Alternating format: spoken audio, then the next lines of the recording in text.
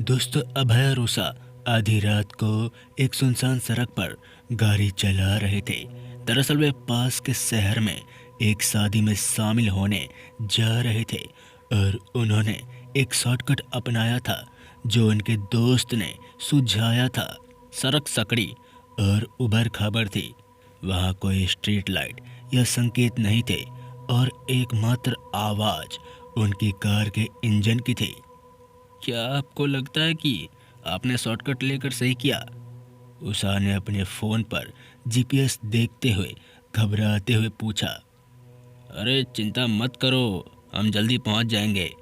अभय ने steering wheel पकड़ते हुए उषा को समझाया और फिर कहा, ये सड़क हमारा कुछ समय बचाएगी और ये हाईवे से तो अच्छा ऑप्शन है ना। उषा ने सर हिलाया, लेकिन उसे बेचैनी महसूस हुई। उसने इस सड़क के बारे में कहानियां सुनी थी कि इस सड़क पर उन लोगों की आत्माएं भटकती थी जो यहाँ मर गए थे। उसने सुना था कि वहाँ 3 किलोमीटर का इलाका है जहाँ किसी को भी बोलना नहीं चाहिए, नहीं तो वे भूतों का ध्यान आकर्षित कर लेंगे। उसने सुना था इस सड़क पर गाड़ी चलाने के बाद कई लोग लापता हो गए थे। उसने कहानियों को नज़रअंदाज करने और गानों पर ध्यान केंद्रित करने की कोशिश की। जब उषा ने उसे इस भूतिया सड़क की अफवाहों के बारे में बताया तो वो हंसा। अभय को लग रहा था कि ये यहाँ के लोगों की मनगढ़ंत बातें हैं जो लोगों को डराने के लिए है। कार अंधेरे रास्ते को चीरते हुए आगे बढ़ती जा रही थी। समय गुजरता जा रहा था। मिनट कब घंटों में बदल गए पता ही नहीं चला। तभी अचानक से उषा को अपनी रीढ़ की हड्डी में ठंडी महसूस हुई, जैसे कोई उन्हें छाया से देख रहा हो। उसने रिव्यू मिरर पर नजर डाली, लेकिन अंधेरे के अलावा कुछ भी नहीं देखा। उसने अभय से बात करके अपना ध्यान भटकाने का फैसला किया। वो कुछ देर तक बातें करते रहे, हंसी मजाक करते रहे, जब तक कि वे एक संकेत तक नहीं पहुंच गए जिस पर लिखा था चेतावनी। अगले 3 किलोमीटर तक कुछ ना बोले, ना ही शोर मचाए, क्योंकि ये क्षेत्र बुरी आत्माओं से ग्रस्त है। सावधानी से चुपचाप गाड़ी चलाएं। संकेत पढ़ते ही उषा को डर का एहसास हुआ। उसने अभय की ओर देखा, जिसने अपनी आंखें घुमाई और कहा, क्या बकवास है, ये बोर्ड यहाँ किसने लगाया? ये कहते हुए अभय ने गाना बंद कर दिया और कहा, चलो अब मैं तुम्हें दिखाता हूँ कि ये सब अंधविश्वास है।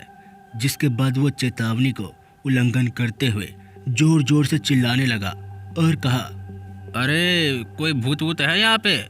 ये बोलने के बाद वो उषा की ओर मुड़ा और बोला, अरे उषा डरने की कोई बात नहीं, ये सब कुछ नहीं है। वो मुस्कराया और मूड हल्का करने की कोशिश करते हुए उसे आंख मारी और कहा, अरे उषा, क्या तुम मुझे कुछ अच्छे चुटकुला सुना सकती हो?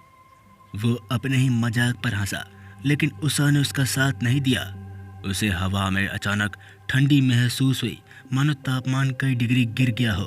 उसने देखा कि जमीन से हल्की सी धुंध उठ रही थी, जिससे उनकी दृष्टि धुंधली हो रही थी। अचानक से ये सब होता देख उन्हें कुछ समझ नहीं आ रहा था कि हो क्या रहा है। तभी उषा ने अपने कान में एक धीमी सी फुसफुसाहट सुनी जो कह रही थी, चुप रहो, नहीं तो भूत तुम्हें सुन लेंगे। उसने हाँफते हुए अभय की बाह पकड़ ली और फिर कहा, अरे अभय, ऐसी मजाक मत करो मेरे साथ, यहाँ कुछ गड़बड़ है। मैं ऐसे महसूस कर सकती हूँ, मैं ऐसे सुन सकती हूँ। कृपया बस शांत रहो और गाड़ी चलाओ। अभय ने चिंता से उसकी ओर देखा और फिर कहा, उषा शांत हो जाओ। क्या तभी से तुम कह रही हो भूत भूत भूत भूत?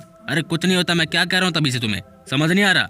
यहाँ हमारे अलावा कोई नहीं है, ज़्यादा बकवास मत करो और शांत रहो। उसने उसका हाथ दबाया और कहा, देखो सामने बोर्ड है, हम लगभग भूतिया क्षेत्र से बाहर हैं, देखो आगे क्या लिखा है। तो उस पर लिखा था, बधाई हो, आप भूतिया रास्ते से बच गए हैं, अब आप बोल सकते हैं, आपकी यात्रा सुरक्षित और मंगलमय हो। ये देखकर अभय हंसा और बोला, देखो उषा, हमें कुछ नहीं हुआ, देखा, कोई भूत वूत नहीं होता, तुम बेफालतू की डरती हो। जिसके बाद अभय ने गाना चालू करने की कोशिश की, लेकिन इससे पहले ही एक तेज चीख से उसकी हाथ रुक गए। एक चीख जो पीछे की सीट से आई। जैसे ही उन्होंने पीछे देखा तो वो दोनों जो देखती हैं वो देखकर उनकी सांसें रुक जाती है। उनके दिमाग ने काम करना बंद कर दिया। तभी वो ए! दोस्तों मिलते हैं इस कहानी के पार्ट 2 भाग में। तब तक के लिए जय हिंद, जय भारत। आप मिस्टर खौफ से जुड़े रहिए क्योंकि डर लगता है। जय बजरंगबली।